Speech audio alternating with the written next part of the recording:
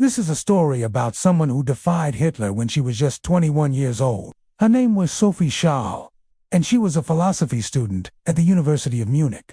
Now, Sophie wasn't a soldier. She didn't have a gun or a knife, but she had something that was far more dangerous under a dictatorship: a conscience. She witnessed firsthand the horrors of the Nazi regime and the indifference of her fellow citizens, and she couldn't stand by and watch as people around her turned a blind eye to the suffering of others.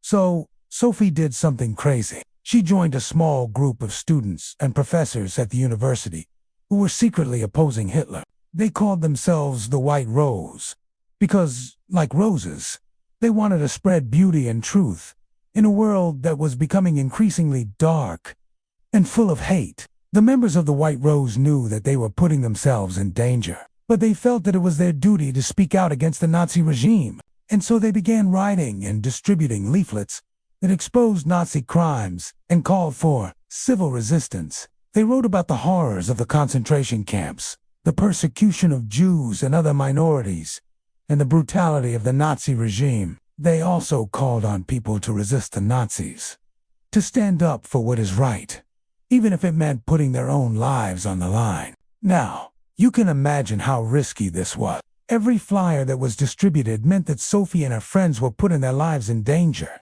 It was a punishable offense to distribute anti-Nazi material. The penalty a fine or imprisonment, but the White Rose members didn't care.